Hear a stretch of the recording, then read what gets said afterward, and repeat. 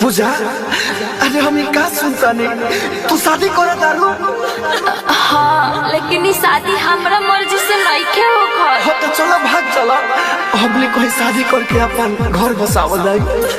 ना राहुल, ये नहीं के हो सकत। प्यार से ज्यादा हमार माँ बाबू के इज्जत जरूरी है।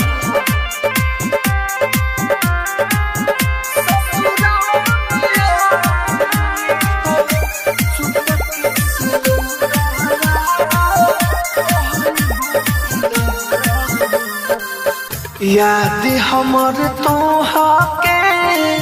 ससुरवा में आई त चुपके से लोरावा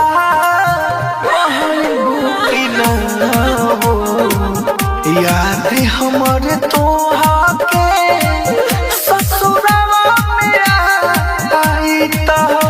चुपके से लोरावा बहबू की ना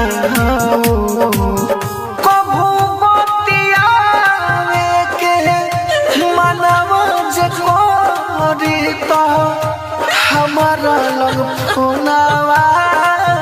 लगैबू कि ना याद हमर तोहके ससुरवा में आई तो चुपके से लोरावा बहबू कि ना याद हमर तोहके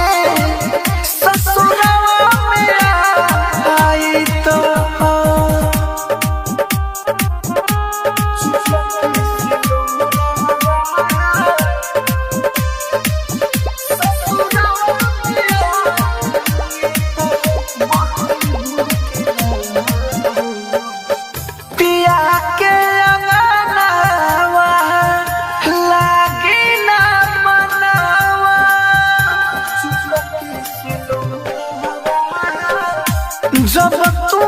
देखो हमारे सपनावा पिया के अंगनावा लागे ना मनावा रोबू सुसु के केहू से पूछता केहू से पूछाहू तैबूतना याद हमर तोहके ससुरवा में आई तो चुपके से लोरावा बहबू कि ना याद हमर तोहके ससुरवा में आई तो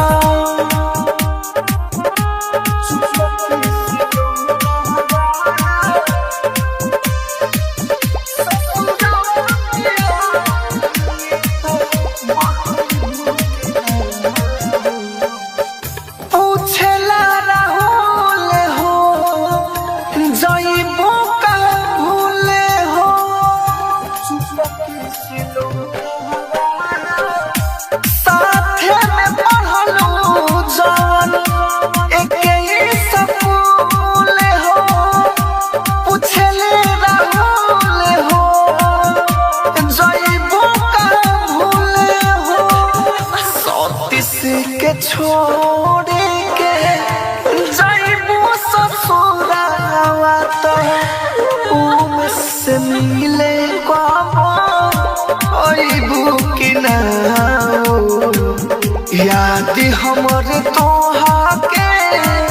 ससुरावा में आई तो चुपके से लोरावा बहबू कि ना याद हमर तोहके